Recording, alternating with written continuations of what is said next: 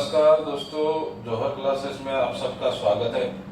आज हम राजस्थान के भौतिक प्रदेश में मरुस्थल पढ़ रहे थे और मरुस्थल में मैंने अर्धशुष्क मरुस्थल को 4 भागों में बांटा था। उसमें 2 भागों के ऊपर व्याख्या करी थी। उसमें एक भाग तो ये था कि गग्गर बेसिन वाला क्षेत्र मैंने पढ़ा दिया था। उसके बाद में जो क्षेत्र था वो मैंने शेखावाटी क्षेत्र, तोरावाटी क्षेत्र, आंतरिक प्रवाह क्षेत्र और बांगर प्रदेश, ये क्षेत्र मैंने आपको बता दिए थे। कि शेखावाटी जो क्षेत्र बताया था वो किस प्रकार से, यानी कि शेखा सामंतों के अधिकार के कारण शेखावाटी क्षेत्र को क्या कहा गया था, शेखावाटी कहा गया था। तोरावाटी तवर जाति के राजपूतों के शासन के कारण इस क्षेत्र को क्या कहा गया था, तोरावाटी। और वर्तमान में ये जो क्षेत्र है, यानी कि वहां पे तोरावाटी भाषा भी बोली जाती है। कौन सी भाषा बोली जाती है? तोरावाटी। उसके बाद में मैंने बताया था आंतरिक प्रवाह क्षेत्र। आंतरिक प्रवाह जो क्षेत्र था दोस्तों, वो आंतरिक प्रवाह क्षेत्र का मतलब ये था कि शेखावाटी क्षेत्र में एक नाम मात्र नदी जो बहती है, जिस नदी का नाम था कातरी नदी। कातरी नदी का उद्गम शेखावाटी से होता है और समाप्ति भी कहाँ पे होती है, शेखावाटी में होती है। इसलिए इस क्षेत्र को कहा जाता है आंतरिक प्रवाह का क्षेत्र। यानी कि जिस नदी का उद्गम कहाँ से हो, राजस्थान के अंदर से ही हो और उसका समाप्ति स्थल भी कहाँ हो, राजस्थान के अंदर ही हो, उस क्षेत्र को, यानी कि उस नदी को क्या कहा जाता है, आंतरिक प्रवाह की नदी। तो इस नदी का जो उद्गम है वो भी कहाँ से था, शेखावाटी, और समाप्ति स्थल भी कहाँ तक है, शेखावाटी में। इसलिए इसको, इस क्षेत्र को, यानी कि इस नदी के आसपास के क्षेत्र को, या इस नदी के बेसिन क्षेत्र को क्या कहा जाता है, आंतरिक प्रवाह का क्षेत्र कहा जाता है। उसके अलावा मैंने बताया था कि ये जो नदी थी वो अपने खंडेला की पहाड़ी शिखर से निकलती है। इसके बाद में मैंने बताया था कि इसी नदी के किनारे गणेश्वर सभ्यता है, इसी नदी के किनारे सोनारी सभ्यता है। और उसके अलावा भी मैंने बताया था कि ये जो क्षेत्र है, यानी कि क्षेत्र के आसपास में, या इस क्षेत्र के, ये जो सभ्यता के आसपास का जो क्षेत्र है, इसी क्षेत्र को कहा जाता है, क्या कहा जाता है दोस्तों, आंतरिक प्रवाह का क्षेत्र। बांगर प्रदेश किसे कहते हैं? नदी द्वारा लाई गई जो उपजाऊ मिट्टी होती है, जलोढ़ जो मिट्टी होगी, वो इस समय परिवर्तन के पश्चात में किस में परिवर्तन हो जाए, बांगर में परिवर्तन हो जाए, या उपजाऊ मिट्टी में परिवर्तन हो जाए, उसी मिट्टी को क्या कहा जाएगा, बांगर प्रदेश कहा जाएगा। यानी कि अपन यूं कह सकते हैं कि भविष्य में, यानी कि पहले कभी यहाँ उपजाऊ मिट्टी हुआ करती होगी और वर्तमान में उस क्षेत्र में किस प्रकार की मिट्टी है, अनुपजाऊ मिट्टी है। इसलिए इस क्षेत्र को भी क्या कहा जाता है, बांगर प्रदेश कहा जाता है। और एक तो बांगर और एक है खादर। खादर का मतलब ये होता है कि नदी द्वारा लाई गई उपजाऊ मिट्टी, जो जलोढ़ मृदा होती है, उस मिट्टी को क्या कहा जाएगा, खादर क्षेत्र या खादर भाग कहा जाएगा। आज अपन तीसरा पढ़ेंगे। कौन सा पढ़ेंगे? तीसरा, जिसका नाम है नागौरी उच्च भूमि क्षेत्र। नागौरी उच्च भूमि क्षेत्र। नागौरी उच्च भूमि जो क्षेत्र है, इस क्षेत्र को कहा जाता है कि, यानी कि ये जो क्षेत्र है कि समुद्र तल से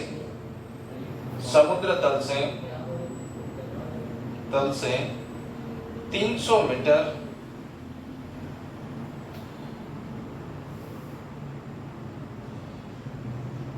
समुद्र तल से 300 मीटर, या इसको ऐसे बोल दो आप कि समुद्र तल से, या समुद्र तल से इसकी हाइट कितनी जो मानी जाती है ना, समुद्र तल से, यानी कि अरावली जो पर्वतमाला है, समुद्र तल से या अरावली जो पर्वतमाला है, उससे 300 से 500 मीटर, यानी कि इसको बोल दो समुद्र तल से या अरावली प्रदेश, अरावली पर्वतमाला से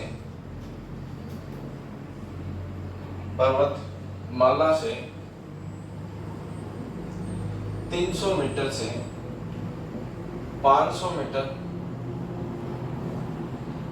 की उच्च भूमि। कौन सी भूमि दोस्तों?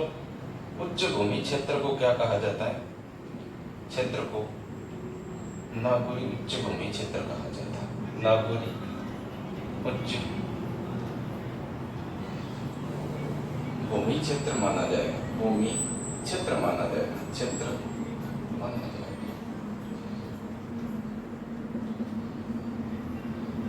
कौन सा क्षेत्र माना जाएगा? अरावली पर्वतमाला से 300 से 500 मीटर की उच्च भूमि वाले क्षेत्र को क्या कहा जाएगा, क्या कहा जाएगा, नागौरी उच्च। ये जो क्षेत्र है, ये क्षेत्र कहां से कहां है? अजमेर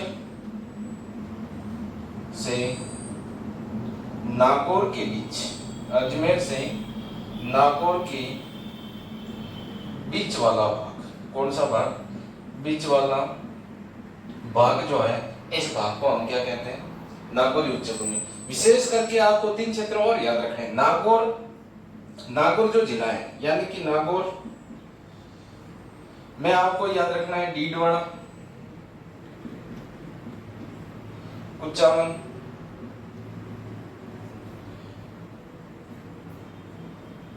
इस क्षेत्र में आपको पता होता है एक झील भी है, डीडवाना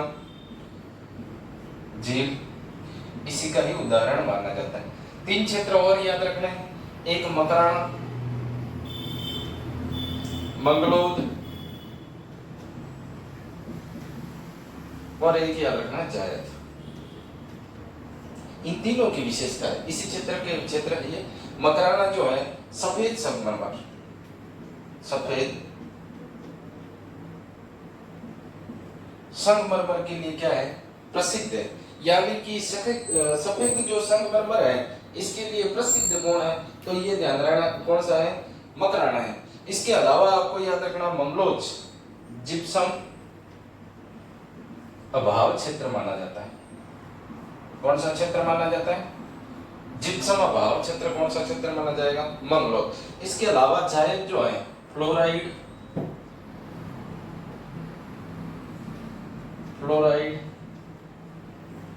युक्त क्षेत्र। फ्लोराइड युक्त जो क्षेत्र है वो कौन सा है? जायद।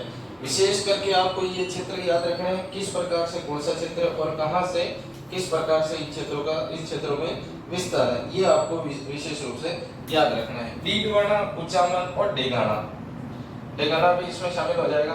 ठीक है, डीडवाना के आसपास का क्षेत्र है डीडवाना, कुचामन और डेगाना। इस क्षेत्र में क्या है? लवणता की यानी कि फ्लोराइड की मात्रा क्या हो जाएगी? अधिक है। यानी कि इसी नागौरी उच्च भूमि क्षेत्र को क्या कहा जाता है? उसका दूसरा नाम है बाका पट्टी। कौन सी पट्टी? बाका पट्टी, या इसी पट्टी को कहा जाता है कुब्बड़ पट्टी। कुब्बड़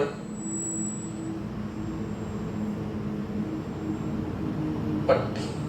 देखो नागौरी उच्च भूमि क्षेत्र को ही क्या कहा जाता है? बाका पट्टी। इसी को ही क्या कहा जाता है? कुब्बड़ पट्टी। इस क्षेत्र में माना जाता है कि क्लोराइड की मात्रा सर्वाधिक होने के कारण, यानी कि इंसान के अंदर, यानी कि इस क्षेत्र में निवास करने वाले जो लोग हैं इनके शरीर के अंदर सर्वाधिक मात्रा में नमक जाता है, और नमक जाने के कारण क्या होता है? शरीर की जो हड्डियां होती हैं वो धीरे धीरे पिघलने लगती हैं। यानी कि इस क्षेत्र में रहने वाली जो जनसंख्या है, इन जनसंख्या की आयु क्या हो जाती है? कम हो जाती है। यानी कि इसी फ्लोराइड की वजह से इस क्षेत्र में रहने वाली जनसंख्या जो है एक प्रकार की, यानी कि बाका हो जाता है। आदमी बाका हो जाए तो इसी क्षेत्र, यानी कि इसी के लिए ही इस क्षेत्र को क्या कहा जाता है?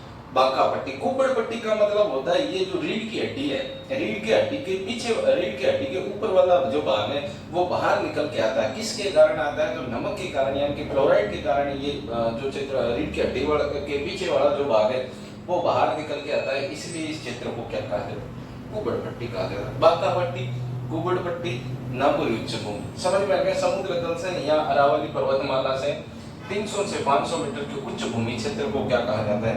नागौरी उच्च भूमि क्षेत्र कहा जाता है। मैंने बताया अजमेर तथा नागौर के बीच वाला भाग को ही क्या कहते हैं?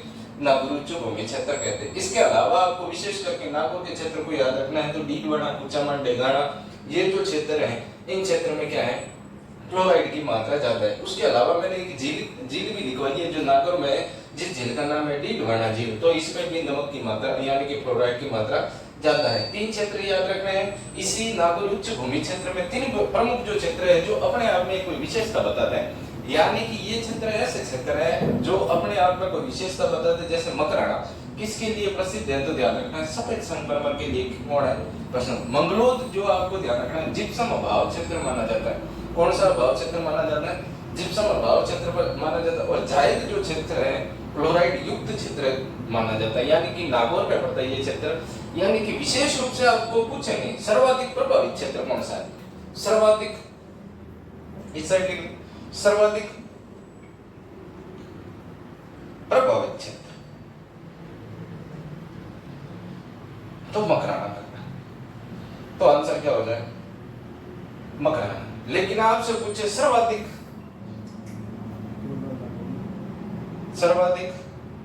प्रभावित गांव कौन सा लिखना है? सर्वाधिक प्रभावित गांव, तो असरवा।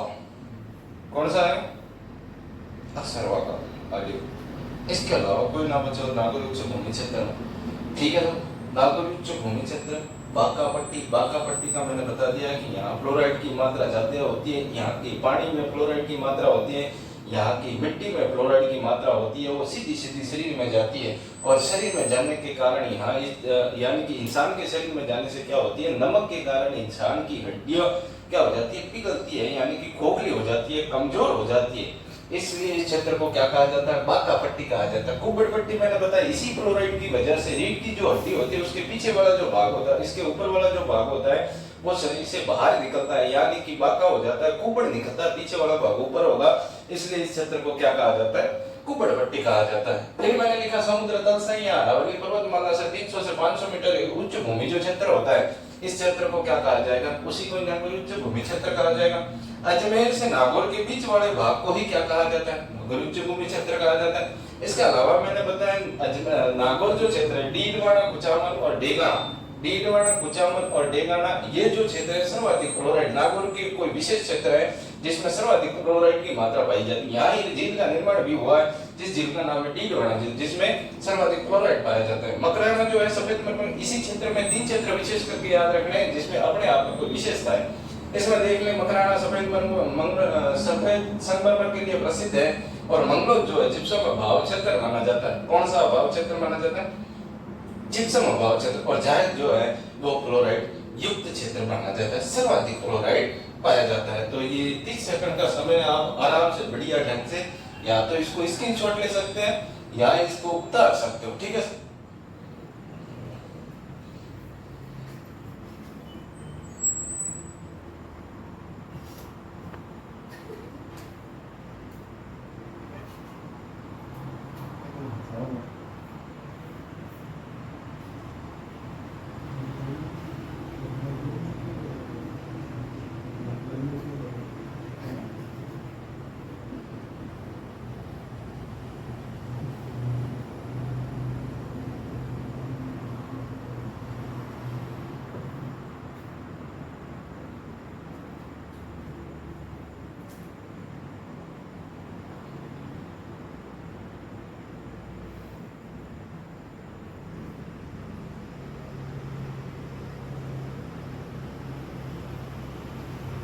चलो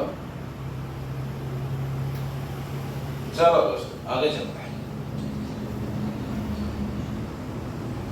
नागौर उच्च भूमि में मेरे हिसाब से सारा ही करवा दिया। अब आगे चलते हैं। लूनी बेसिन क्षेत्र, कौन सा क्षेत्र? लूनी बेसिन क्षेत्र। हेडिंग डाले आप बढ़िया ढंग से व्यवस्थित तरीके से। लूनी बेसिन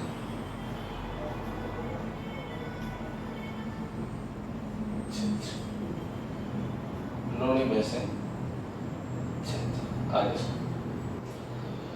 लूनी बेसिन जो क्षेत्र है विशेष करके ध्यान रखना है, जहां से लूनी नदी का क्या हो प्रवाह क्षेत्र हो, या लूनी नदी जहां से जा रही है उसी क्षेत्र को सीधा सीधा क्या कहते हैं?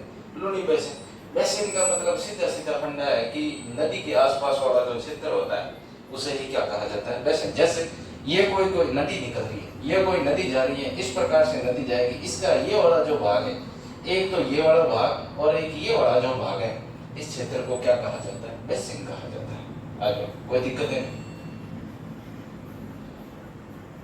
लूनी बेसिन जहां लूनी नदी का प्रवाह क्षेत्र है, यानी कि लूनी नदी निकली कहां से? अजमेर से। नदियों में इसका जिक्र करेंगे बढ़िया ढंग से, लेकिन लूनी नदी निकली कहां से?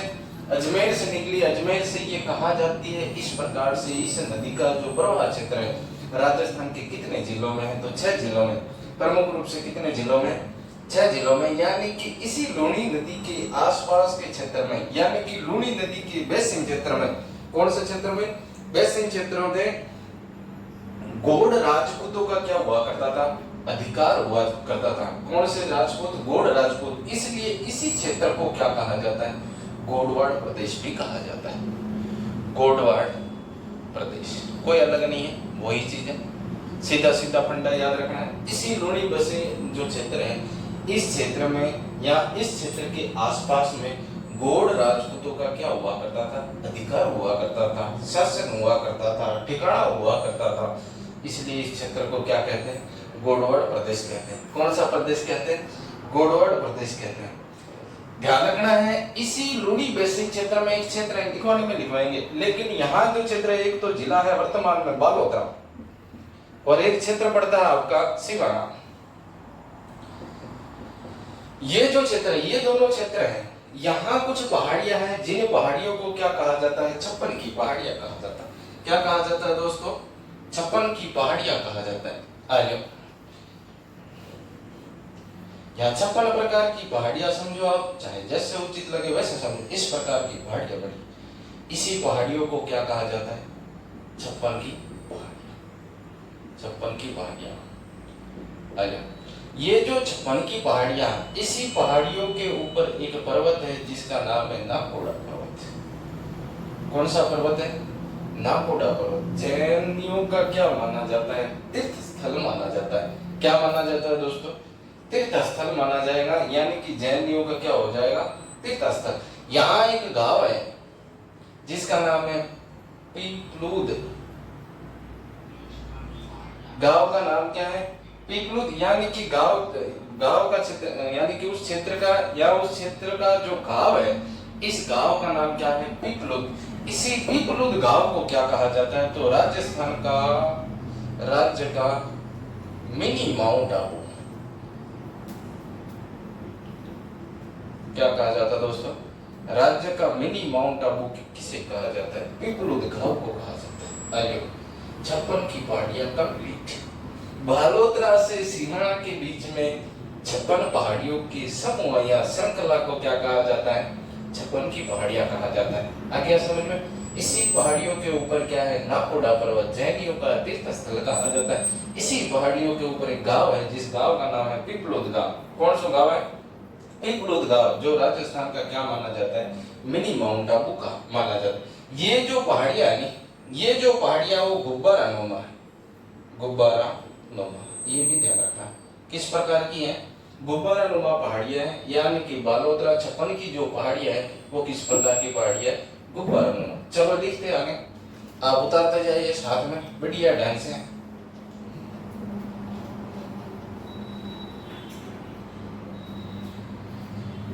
लूणी नदी के प्रवाह क्षेत्र को लूणी बेसिन क्षेत्र माना जाता है। इस क्षेत्र को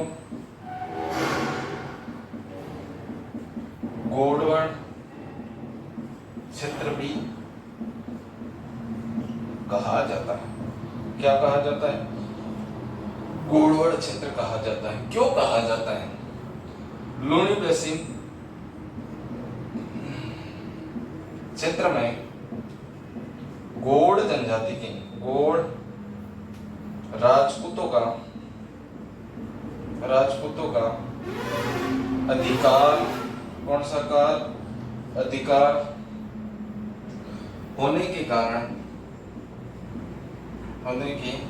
कारण इस क्षेत्र को, कौन से क्षेत्र को, लूणी बेसिन क्षेत्र को क्या कहा जाता है, गौड़वाड़ प्रदेश कहा जाता है, प्रदेश कहा जाता है। आगे इस क्षेत्र में, किस क्षेत्र में, इसी लूणी बेसिन क्षेत्र में, इस क्षेत्र में गौड़वाड़ी भाषा भी बोली जाती है, आगे जाती है। अब तो कोई दिक्कत नहीं। फिर मैंने क्या बताया, इसी लूणी बेसिन क्षेत्र में, लूणी बेसिन क्षेत्र में 56 की इसी लूणी बेसिन क्षेत्र में 56 की पहाड़ियां स्थित है। ठीक है, ये जो पहाड़ियां हैं 56 की पहाड़ियों का 56 की पहाड़ियों का विस्तार बालोतरा से, कहां से, बालोतरा से सिवाना के बीच, सिवाना के बीच गुब्बारा नुमा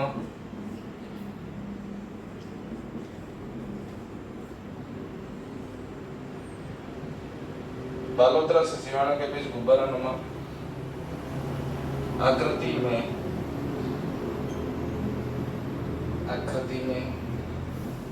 माना जाता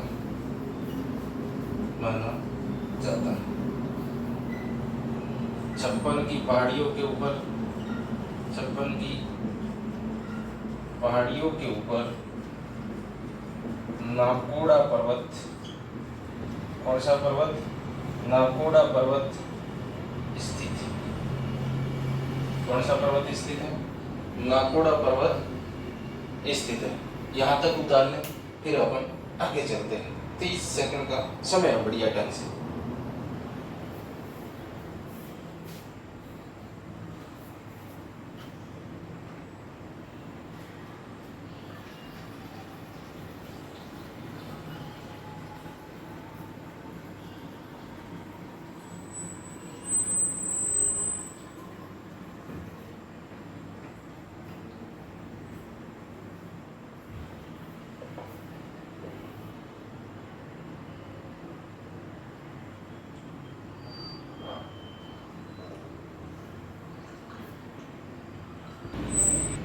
उतार लिया दोस्तों, आगे चले। नाकोड़ा पर्वत तक ही है, उतार लेना। आगे चलते हैं। लूणी में थोड़ा सा मैं मिटा देता हूँ, फिर आगे बैठाए।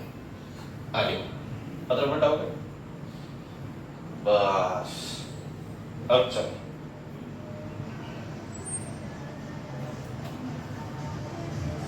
इस 56 की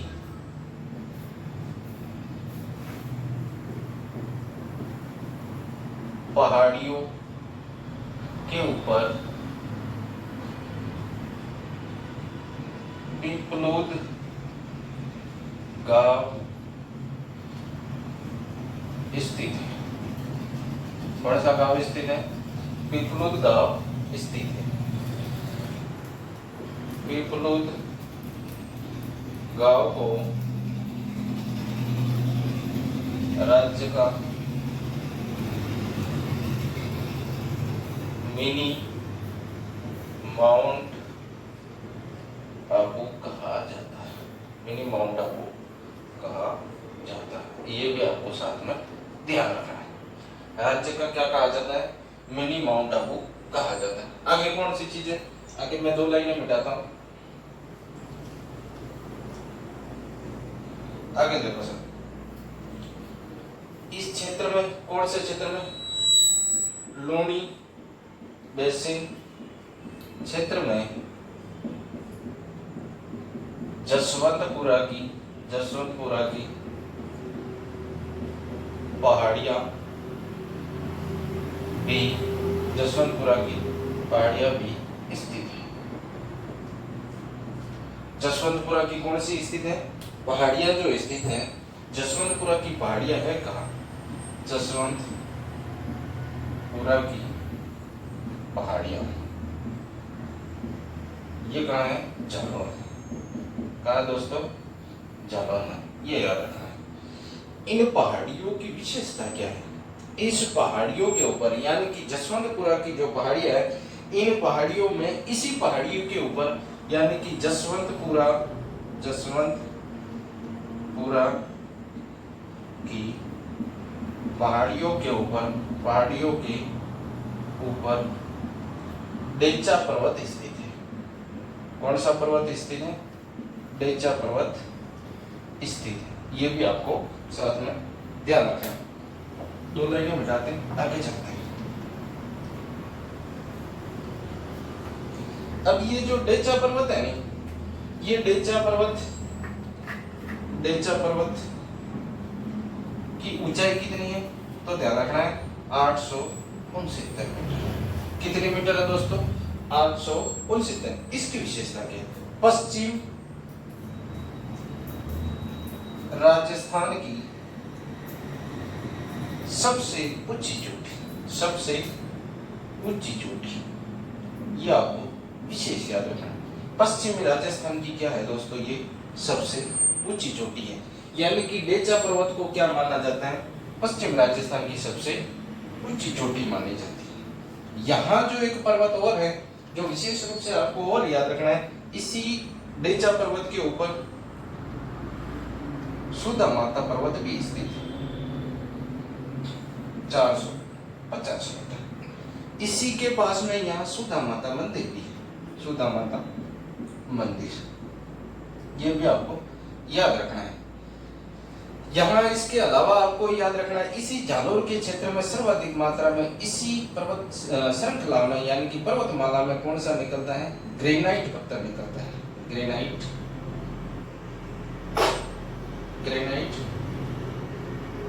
पत्थर।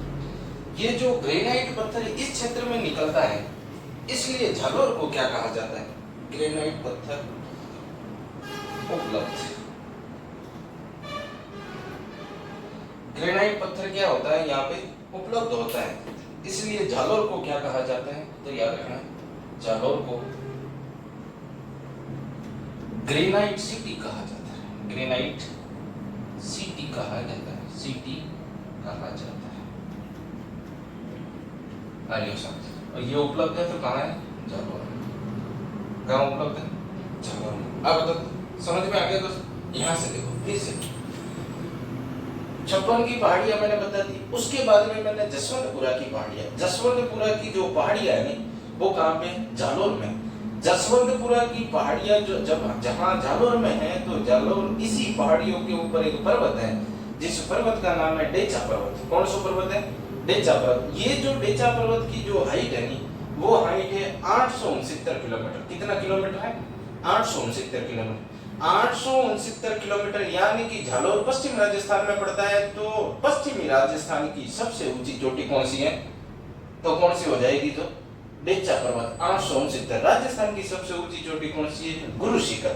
लेकिन पश्चिमी राजस्थान की सबसे ऊंची चोटी कौन सी है?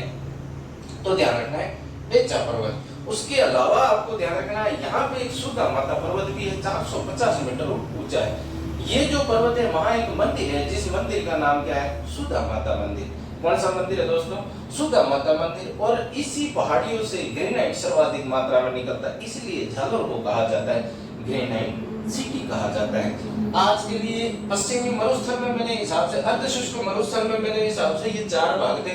चारों भाग आपको मैंने बता दिए। समझ में नहीं आए तो एक बार इसको रिवाइज करके देख लें, और कैसा लगा आप कमेंट करके बताएं। अच्छा लगे तो शेयर करें, लाइक करें, ठीक है। अब नेक्स्ट जो मिलेंगे अरावली, अपना नेक्स्ट जो टॉपिक होगा अरावली होगा, उस टॉपिक को व्याख्या सहित पढ़ेंगे। आज के लिए इतना ही। जय हिंद।